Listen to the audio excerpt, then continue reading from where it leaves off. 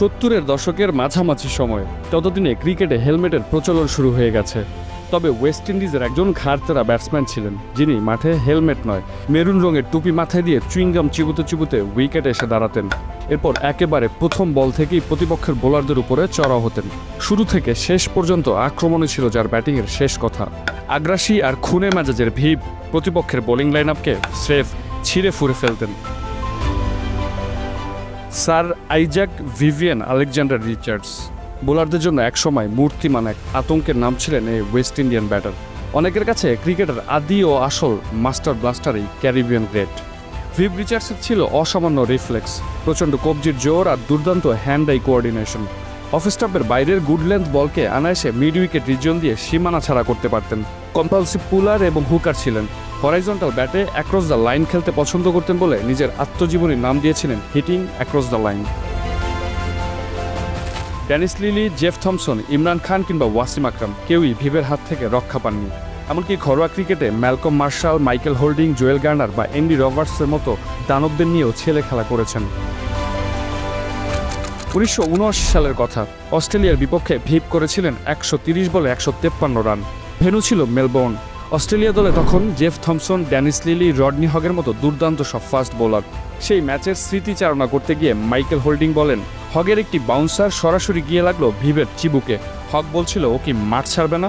Viv মাঠ ছাড়েনি। সেবা শুশ্রূষা নিয়ে পুনরায় সেটেল হতে কিছুক্ষণ সময় নিয়েছিল। এই যা হগ বলল, দাঁড়াও, এবার ওকে বাইরে পাঠাচ্ছি। ফলাফল আরেকটি বাউন্সার। কিন্তু ভিভ এবার আগে থেকেই প্রস্তুত ছিল। ব্যাকফুটে কনভেনশনাল হুক, স্কোয়ার লেগের উপর দিয়ে চোখের পলকে বল মাঠের বাইরে। And I tell you, Melbourne is a big ground. ইংল্যান্ডের সাবেক ফাস্ট বোলার বব উইলিস একবার মজা করে বলেছিলেন, ভিভ আমার ভালো বলগুলোতে মাত্র 4 আর বাজে বলগুলোতে 6।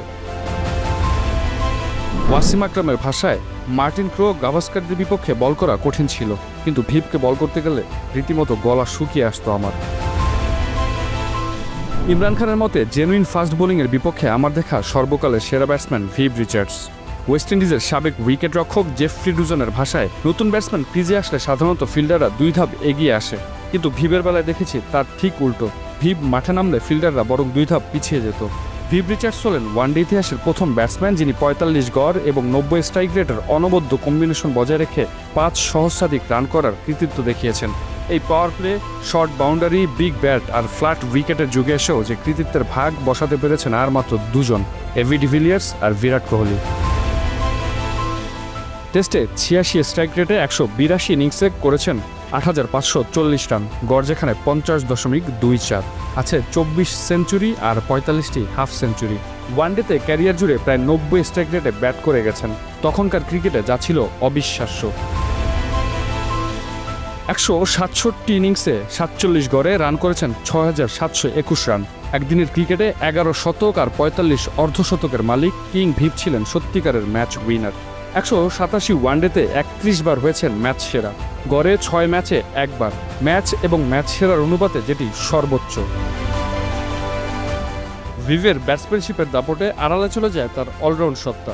আন্তর্জাতিক ক্রিকেটে 15,000 রানের পাশাপাশি অফ স্পিন আর স্লো মিডিয়াম বোলিংয়ে ভিভের ঝুলিতে রয়েছে 150টি উইকেট। টেস্টে 32টি আর ওয়ানডেতে 118টি। ওয়ানডে ইতিহাসে সর্বাধিক 935 রেটিং পয়েন্ট পাওয়া ব্যাটসম্যানের নামটাও ভিভ রিচার্ডস। অধিনায়ক হিসেবেও ভিভ ছিলেন দুর্দান্ত, তবে সবচেয়ে উল্লেখযোগ্য দিক হল তার অধীনে খেলা 12 সিরিজের একটিতেও হারেনি দল, যা একটি বিশ্ব রেকর্ড।